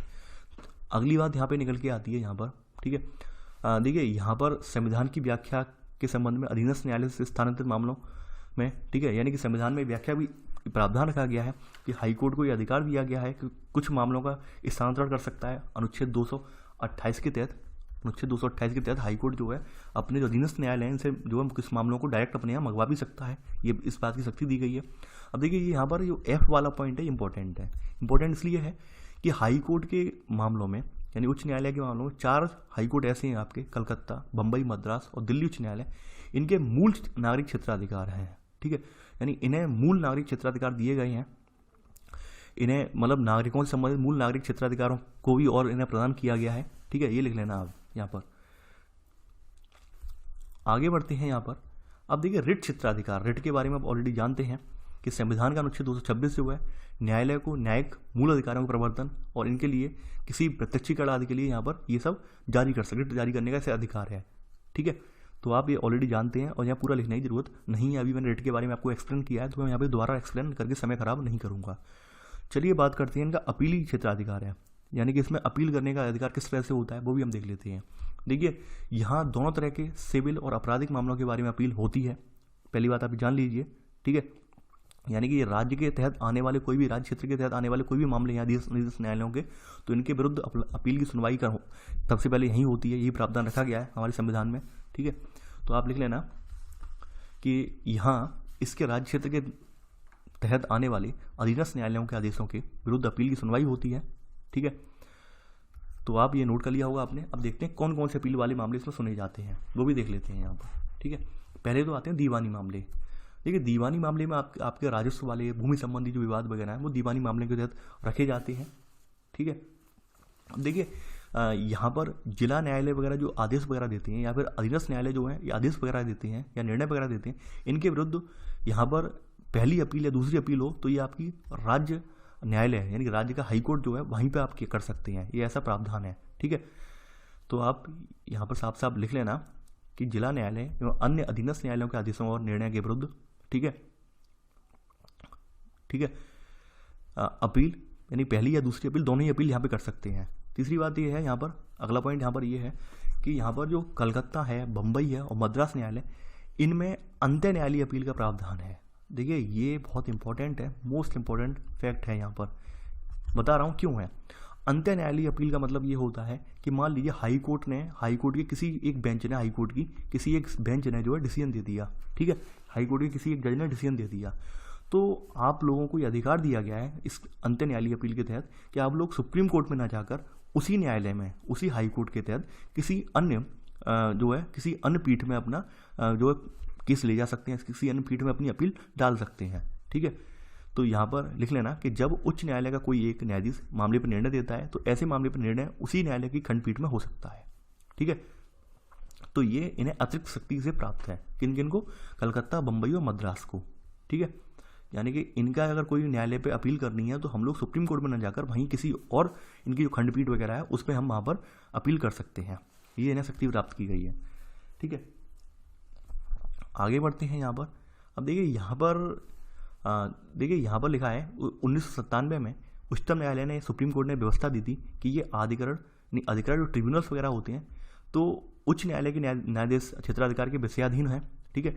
यानी कि यहाँ पर ट्रिब्यूनल्स जो बनाए गए हैं, यानी कि जो न्यायाधिकरण बनाए गए हैं, छोटे छोटे न्यायाधिकरण बनाए गए हैं, तो वो जो न्यायाधिकरण बनाए गए हैं वो सब जो किनके अधीन आते हैं, हाईकोर्ट के अधीन आते हैं, ठीक है। यानी परिणाम स्वरूप किसी पंचायत के फैसले के खिलाफ पीड़ित व्यक्ति पहले उच्च न्यायालय गए, यानी उच्च न्यायालय जाएगा उसके बाद ही सुप्रीम कोर्ट जाएगा, ठीक है। यानी डायरेक्ट आप सुप्रीम कोर्ट नहीं जा सकते हैं, ठीक है। तो ये लिख लेना, ये इंपॉर्टेंट है ये वाला भी कि 1997 में उच्चतम न्यायालय ने ये व्यवस्था दी, क्या व्यवस्था दी है कि जो ट्रिब्यूनल्स हैं यानी कि अधिकरण वगैरह हैं वो सब हाई कोर्ट के अधीन आएंगे, ठीक है। तो इनके जो न्यायाधीश का क्षेत्राधिकार है इनके विषयाधीन है, ठीक है। यानी किसी पंचायत के फैसले के खिलाफ पीड़ित व्यक्ति पहले उच्च न्यायालय गए सीधे उच्चतम न्यायालय नहीं जा सकता, यानी पहले उसे हाई कोर्ट ही जाना पड़ेगा, तभी वो सुप्रीम कोर्ट जाएगा। हाई कोर्ट का जो फैसला है उसके विरुद्ध फिर सुप्रीम कोर्ट जाएगा, डायरेक्ट यहाँ से डायरेक्ट जो है सुप्रीम कोर्ट नहीं जा सकता है, ठीक है। चलिए बात कर लेते हैं हम आपराधिक मामले की। आपराधिक मामले की स्थिति में क्या होता है ये भी जान लेते हैं। देखिए क्या होता है कि आपके सत्र न्यायालय हुए या फिर अतिरिक्त सत्र न्यायालय हुए, ठीक है, यानी अधीनस्थ न्यायालय जो होस्ट बोल सकते हैं, या फिर जिला लेवल पर जो न्यायालय होते हैं, इनके द्वारा कोई मान लीजिए सजाए मौत दी जाती है, ठीक है। तो इस संबंध में यहाँ पर एक विशेष प्रावधान ये रखा गया है कि मान लीजिए ये लोग जो हैं सजाए मौत वगैरह दे रहे हैं या फिर कोई ऐसी कार्रवाई दे रहे हैं, तो उस कार्रवाई से पहले उच्च न्यायालय द्वारा इसकी पुष्टि की जानी चाहिए। और सजा पाने वाला व्यक्ति अगर अपील की हो या ना की हो, लेकिन फिर भी इसकी पुष्टि कौन करेगा, यहाँ पे हाई कोर्ट ही करेगा। यहाँ पे ऑटोमेटिकली वो अपील लग जाती है, कहने का मतलब यहाँ पर ये कहा गया है यहाँ पर, ठीक है। यहाँ पर हाँ, पहला देखिए, पहले पॉइंट लिख लेना आपराधिक मामले में इसमें कि सत्र न्यायालय और अतिरिक्त सत्र न्यायालय के निर्णय के खिलाफ हाई कोर्ट में तब अपील की जा सकती है जब किसी को 7 साल से अधिक की सजा हुई हो, ठीक है। 7 साल से अधिक की सजा हुई हो तब इसमें अपील की जा सकती है, लेकिन फिर भी यहाँ पर प्रावधान ये रख दिया गया है कि इसके अतिरिक्त अगर मान लीजिए सजाए मौत अगर दी गई है किसी को, ठीक है, यानी सजाए मौत पर कार्रवाई से पहले अगर हो, यानी अगर मान लीजिए 7 साल की, देखिए यहाँ पर 7 साल वाली कंडीशन रखी तो गई है, लेकिन आपने अक्सर देखा होगा ये कंडीशंस केवल नाम मात्र की हैं। हमारे यहाँ तमाम आपराधिक प्रक्रिया संहिता वगैरह बनी है और कुछ संहिताएं जो बनाई गई हैं न्याय के संबंध में संहिताएं बनी हैं संविधान के इतर, तो उन सब में प्रावधान ये है कि आपके मान लीजिए जिला स्तर पर सत्र न्यायालय हो या फिर कोई भी न्यायालय हो, उसके अगर निर्णय से अगर आप खुश नहीं है तो उससे ऊपर वाले न्यायालय में आप अपील कर सकते हैं, ये प्रावधान दिया गया है, ठीक है। तो यहाँ पर इन बातों को फिर महत्व नहीं रह जाता कि भाई 7 साल की सजा, 7 साल से ज़्यादा की सजा हुई हो तभी आप हाई कोर्ट जा सकते हैं, इसका कोई महत्व नहीं रह जा सकता है, ठीक है। ये बात आप व्यवहार में आप जानते हैं। सबसे बड़ी बात यह है कि यहाँ पर सजाए मौत की जो दी जाएगी अगर किसी सत्र न्यायालय के द्वारा या फिर अतिरिक्त सत्र न्यायालय के द्वारा, तो उस पर कार्रवाई से पहले यहाँ पर उच्च न्यायालय के द्वारा इसकी पुष्टि की जानी चाहिए। यहाँ पर ये बात सबसे बड़ी निकल के आती है, ठीक है। तो यहाँ पर ये लिख लेना, ये लिख लेना पॉइंट, ठीक है। केवल ये पॉइंट आप पहले पॉइंट में यहाँ पे नोट कर लेना। ये वाला जो ऊपर वाला पोर्शन है ये लिखना नहीं है, मैंने केवल बताया था आपको, यहाँ पे एक स्थिति बताई थी, यहाँ पे लिखा गया है, लेकिन वो स्थिति जो है वो बाद में पलट दी गई है। पलटने का रीज़न यही है कि तमाम आपके संहिताएं वगैरह बनी है, जैसे आपकी आपराधिक प्रक्रिया संहिता है, ठीक है। तो इसमें लिखा है कि किसी दंडाधिकारी के निर्णय के विरुद्ध उच्च न्यायालय में अपील की जा सकती है। तो ऑब्वियसली सभी मामलों में ही होता है ये, ठीक है। उच्च न्यायालय यानी कि अगर हम सत्र न्यायालय के आदेश से खुश नहीं है तो हम अपने हाई कोर्ट जा सकते हैं, ठीक है। तो ऐसे में 7 साल वाली सजा की बात तो फिर व्यवहार में रही नहीं, तो लिखने से भी फायदा नहीं है कोई। तो यहाँ पर ये पहला पॉइंट, यही पॉइंट केवल है इसमें और कुछ नहीं है। अब देखते हैं, बात करते हैं पर्यवेक्षी क्षेत्राधिकार, यानी कि यहाँ पर कुछ मामलों में इसका जो है एक इन्विजिलेटर के रूप में यानी पर्यवेक्षण अधिकारी के रूप में इसके क्षेत्राधिकार दिए गए हैं, यानी कि कुछ क्षेत्रों के रूप में इसके दिए गए हैं। तो वो देखते हैं पर्यवेक्षी क्षेत्राधिकार के तहत इसमें क्या क्या ऐसे प्रावधान दिए गए हैं, ठीक है। सबसे बड़ी बात है कि यहाँ पर संविधान का आर्टिकल 227 वो इसे इन्विजिलेटर के रूप में, यानी कि ये उच्च न्यायालय जो है सभी न्यायालयों पर अधीक्षण की शक्ति है, पर्यवेक्षण की शक्ति से दी गई है, ठीक है।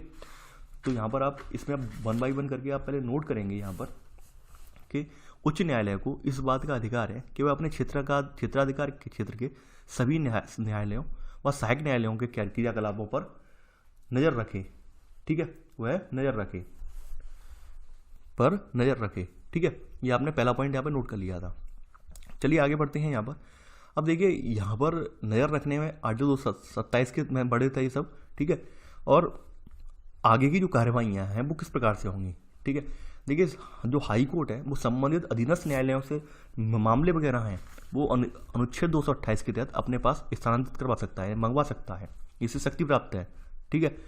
तो यहाँ पर इसमें सेकंड पॉइंट लिख लेना, वह हाई यानी लिख लेना उच्च न्यायालय, ठीक है, मामले वहाँ से स्वयं के पास मंगवा सकता है। वहाँ से मतलब जो आपके तमाम जो नीचे वाले न्यायालय हैं उनसे मतलब मंगवा सकता है मामले, ठीक है। अधीनस्थ न्यायालय वगैरह हैं इनसे मामले मंगवा सकता है, ठीक है। तो आपने ये देख लिया। देखिए यहाँ पर एक बात लिखी गई है कि सैन्य न्यायालय और अभिकरण जो हैं ये इनसे मुक्त हैं। सैन्य न्यायालय तो वहाँ से भी सुप्रीम कोर्ट से भी मुक्त रखे गए थे, आपको पता होगा। सैन्य न्यायालय की प्रक्रिया अलग होती है, सैन्य न्यायालय की जो संहिता है, न्याय संहिता सैन्य न्यायालय की जो है, ठीक है, वो अलग होती है, वो हमारे भारतीय दंड संहिता के तहत नहीं है, अलग है वो, ठीक है। आपके कोई अगर भाई बंधु वगैरह हों तो वो जानते होंगे न्यायालय के जो कानून वगैरह होता है वो यानी कि सैन्य न्यायालयों के कानून अलग होते हैं, ठीक है। उनके जो निर्णय वगैरह होते हैं वो कठोर होते हैं और हमारे यहाँ की तरह डराई नहीं दी जाती है। यानी कि अगर सैन्य अपराध कोई करता है, मान लीजिए कोई सैनिक है, आपने देखा होगा तमाम बार सैनिक वगैरह जो होते हैं संलिप्त पाए जाते हैं कि भाई फलानी गतिविधि में पाकिस्तान के एजेंट के रूप में कार्यरत थे या पाकिस्तान से ऐसी धनराशि ले रहे थे, तो उनके मुकदमे वगैरह होते हैं, हाईकोर्ट सुप्रीम कोर्ट नहीं देखता है। उनके खुद के सैन्य न्यायालय बनाए हुए हैं, उनके खुद के कानून बनाए हुए हैं, उनके तहत उन्हें सजा मिलती है, ठीक है। यानी और वो बहुत जल्दी और सजा मिलती है, बहुत कठोर सजा और मिलती है उन्हें। ये बात आप आपके नियर बाई कोई हो भाई बंधु आपके परिवार में कोई आर्मी वगैरह से बिलोंग करते हो वो बता देंगे आपको, ठीक है। तो वो मामले इसमें नहीं आएंगे, वो आप ध्यान में रखना। और मैंने सुप्रीम कोर्ट वाले में लिखवाया भी था, बताया भी था, लिखवाया भी था, तो ये चीज़ें आपको ध्यान में रखनी है। दूसरी बात ये है कि हाईकोर्ट जो है ये जो आपके अधीनस्थ इसके न्यायालय हैं उनसे जो मामले वगैरह हैं वो अपने यहाँ मंगवा सकता है, सबसे बड़ी बात यही है, ठीक है। आगे बढ़ते हैं। देखिए यहाँ पर ये सब पॉइंट आप छोड़ दीजिए, यहाँ पर ये इनका कोई औचित्य नहीं है। आगे बढ़ते हैं यहाँ पर।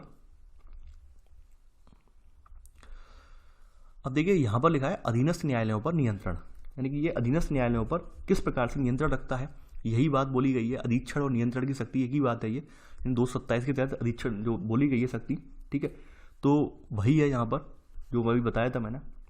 पहली बात यह कि अधीनस्थ न्यायालयों पर एक उच्च न्यायालय के एक अपीली न्यायिक क्षेत्र एवं पर्यवेक्षणीय अधिकारों, ठीक है। देखिए बात वही बोली गई है जो आपने नीचे अभी पढ़ी है पर्यवेक्षीय अधिकार में, यानी कि वही घुमा फिरा के नियंत्रण को कर दिया, पर्यवेक्षीय अधिकार कर दिया, वो बात एक ही है। सेम वही आर्टिकल 227 के तहत सब चीज़ें पढ़ लेते हैं, अनुच्छेद 227 में सारी चीज़ें आ जाती हैं, ठीक है। अब देखिए यहाँ पर कुछ चुनिंदा पॉइंट्स हैं वो पहले निकल के आते हैं, उन पर हम चर्चा करते हैं। जैसे आपका यहाँ पे जो आपके जिला न्यायालय वगैरह होती हैं इन पर नियंत्रण तो हाई कोर्ट का है, तो इनमें न्यायाधीश वगैरह नियुक्त किए जाते हैं, इनकी तैनाती वगैरह होती है, पदोन्नति वगैरह होती है। तो ये किससे होगी, ये कौन करेगा।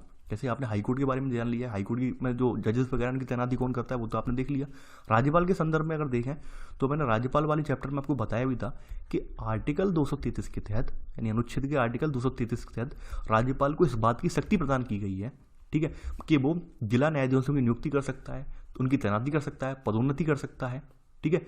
तो ये उसे शक्ति प्रदान की गई है आर्टिकल 233 के तहत। अगर आपको नहीं पढ़ा है या फिर आपको नहीं पता है तो एक बार अपनी बुक या मेरा जो राज्यपाल वाला वीडियो है उसको दोबारा देख लेना, तो आपको मैंने वहाँ बताया भी है अनुच्छेद 233 के तहत ये शक्ति प्रदान की गई है, ठीक है।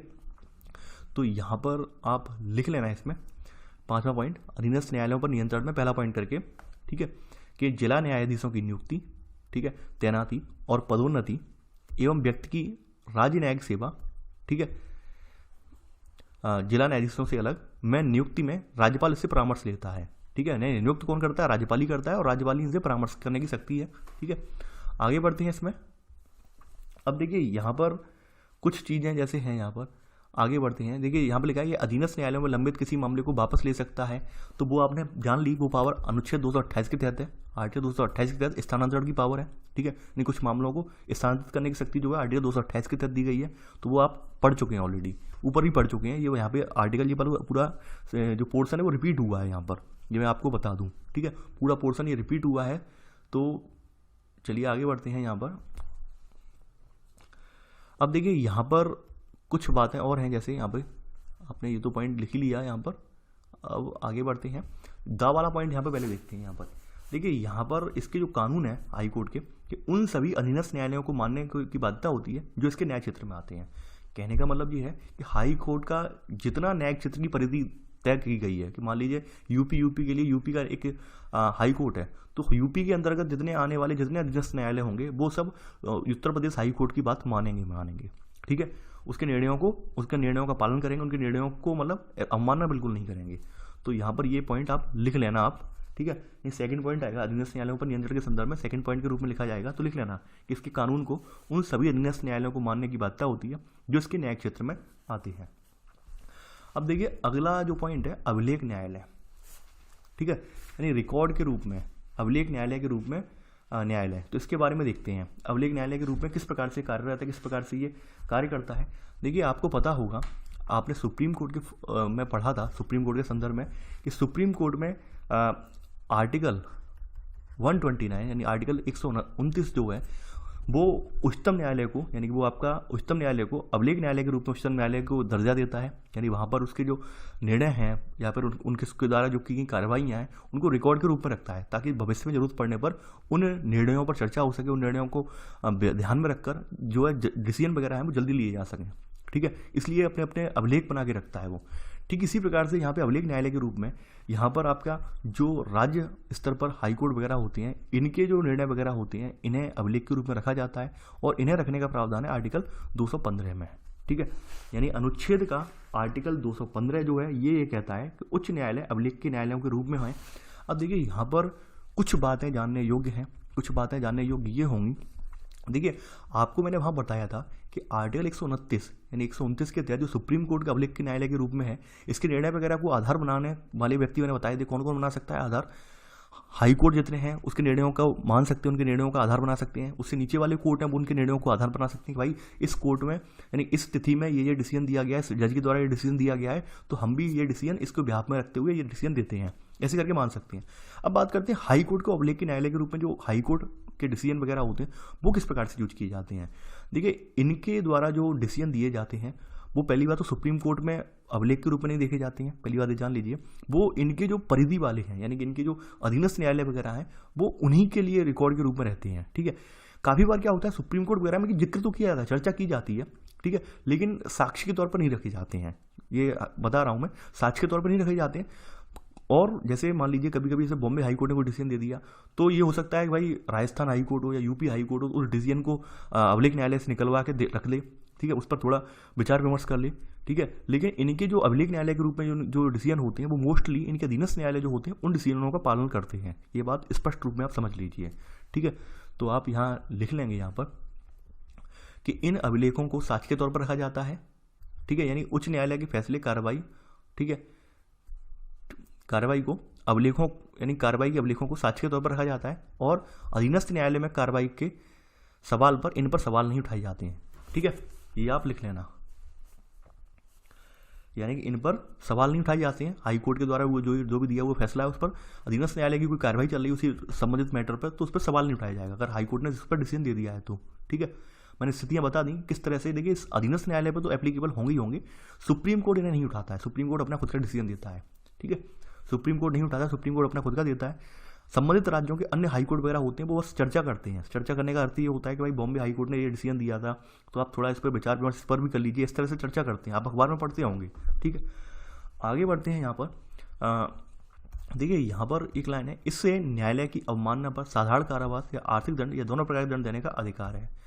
कहने का मतलब ये है कि मान लीजिए हाई कोर्ट के द्वारा जो दिए हुए कोई डिसीजन है, निर्णय वगैरह है, अगर कोई व्यक्ति उसकी अवमानना करता है, उसको नहीं मानता है, तो उसको कारावास या आर्थिक दंड या दोनों देने का अधिकार है, ठीक है, ये आप नोट कर लेना। अब देखिए यहाँ पर अवमानना का अर्थ जो है यहाँ पर कहीं परिभाषित नहीं किया गया है संविधान में, सबसे बड़ी समस्या यही है, ठीक है। अवमानना का अर्थ परिभाषित नहीं है कहीं, केवल न्यायालय की अवहेलना अधिनियम एक आया था 1971 में, वहाँ पर इसे परिभाषित किया गया, संविधान में इसे परिभाषित नहीं है, ठीक है। उसमें अवहेलना अधिनियम में क्या लिखा था कि अवहेलना दीवानी अथवा आपराधिक किसी भी प्रकार की हो सकती है, ठीक है, किसी भी प्रकार की अवहेलना हो तो उसके तहत न्यायालय को अधिकार है कि संबंधित व्यक्ति को कारावास दे या आर्थिक दंड दे, या फिर दोनों दंड का देने का उसे अधिकार दिया गया है, ठीक है। तो ये इतना डीपली जाने की जरूरत नहीं है, केवल हमें जो जो मेन चीज़ थी वो हमने यहाँ पर देख ली हैं। आगे बढ़ते हैं यहाँ पर थोड़ा सा। अब देखिए यहाँ पर अभिलेख न्यायालय के रूप में तो आपने देख लिया है।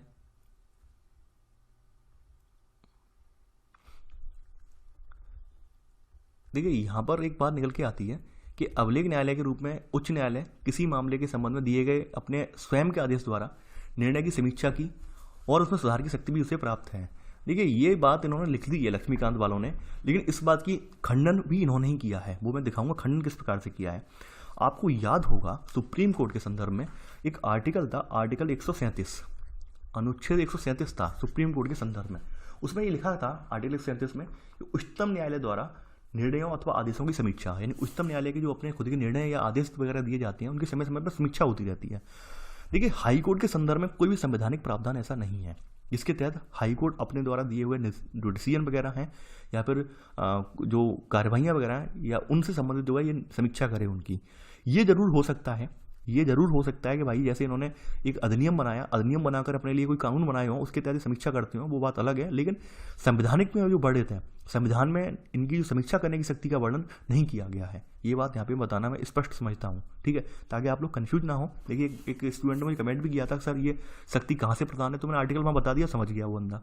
अब यहाँ आप अगर बाद में उससे कहते हैं सर इसके लिए आर्टिकल कौन सा है, अब आर्टिकल है ही नहीं इसमें, तो वो मैंने स्पष्ट बता दिया है। सुप्रीम कोर्ट के संदर्भ में तो आर्टिकल था, आर्टिकल 37 के तहत क्या था कि उच्चतम न्यायालय के निर्णय हैं, आदेश है, इनकी समीक्षा कर सकता है। लेकिन हाई कोर्ट के संदर्भ में कोई आर्टिकल नहीं है, ठीक है, हाई कोर्ट में कोई आर्टिकल नहीं है, संवैधानिक प्रावधान नहीं जिसके तहत हाई कोर्ट अपने द्वारा लिए हुए डिसीजन वगैरह हैं इनकी यहाँ पर जो है समीक्षा करे, ठीक है। यहाँ पर लिखा है कि यद्यपि इस संबंध में संविधान द्वारा ऐसे कोई विशिष्ट शक्ति प्रदान नहीं की गई है, साफ साफ लिखा है। तो ये नोट करके आप लिख लेना, ठीक है, यानी पूरा ये फॉर्मेट नोट करके आप लिख लेना, ठीक है। अब देखिए यहाँ पर अगला पॉइंट जो आपका आता है, ये आता है जुडिशियल रिव्यू, यानी कि न्यायिक पुनरावलोकन की शक्ति इसकी आती है। वो देखते हैं न्यायिक पुनरावलोकन की शक्ति में इसमें क्या दिया गया है, ठीक है, जुडिशियल रिव्यू करने के लिए क्या दिया गया है। देखिए आपको पता है यहाँ पर न्यायिक समीक्षा जो है पदांश का प्रयोग संविधान में कहीं भी नहीं किया गया है, जुडिशियल रिव्यू का नहीं किया गया है, केवल आर्टिकल 13 और 226 में उच्च न्यायालय द्वारा समीक्षा के उपबंध स्पष्ट हैं, ठीक है, यानी अनुच्छेद 13 के तहत, अनुच्छेद 226 के तहत। 13 आप जानते हैं, 13 में ये दिया गया है कि भाई कि मूल अधिकारों को न्यून करने वाली कोई विधि होंगी वो शून्य मानी जाएंगी, ठीक है, यानी कोई भी मान लो राज्य स्तर पर कोई विधि कानून बनाया जाता है जो कि मूल अधिकारों को न्यून कर रही हो, यानी मूल अधिकारों को कम कर रही हो, कटौती कर रही हो, तो अपने आप स्वतः ही शून्य हो जाएंगी। आप अनुच्छेद 13 में पढ़ चुके हैं ऑलरेडी। 226 में आपको पता है कि 226 में क्या है कि भाई किसी व्यक्ति के मौलिक अधिकारों का हनन हो रहा होगा तो उस संदर्भ में वो हाईकोर्ट में शरण ले सकता है, ठीक है। तो यही बात कही गई है न्यायिक समीक्षा की शक्ति के तहत कि ये यहाँ पर 3 मामलों में जो है आपकी न्यायिक पुनरावलोकन कर सकता है। कैसे कैसे कर सकता है कि मौलिक अधिकारों का हनन हो रहा हो या जिस प्राधिकरण द्वारा यह तैयार किया गया है या उसके कार्यक्षेत्र से बाहर का हो, ऐसी स्थिति में हाईकोर्ट के संज्ञान में आएगा तो हाईकोर्ट इस पर जो डिसीजन लेगा। तीसरी बात यह संवैधानिक उपबंधों के विरुद्ध हो, यानी कोई ऐसा संवैधानिक उपबंध हो जो जिसकी सही प्रकार से व्याख्या कोई नहीं कर रहा हो, जिसकी सही व्याख्या का कोई दुरुपयोग कर रहा हो, ठीक है, या फिर जिसकी व्याख्या का जो है चुनौती के रूप में कोई व्यक्ति हाईकोर्ट की शरण ले सकता है। यहाँ पर तीनों ही शक्तियाँ ऐसे प्रदान की गई हैं। तो यहाँ पर आप न्यायिक पुनरावलोकन के बारे में लिख लेना आप कि यद्यपि न्यायिक समीक्षा पद का प्रयोग संविधान में कहीं नहीं किया गया है, लेकिन अनुच्छेद 13 और 226 उच्च न्यायालय द्वारा समीक्षा के उपबंध स्पष्ट हैं, ठीक है, लिख लेना।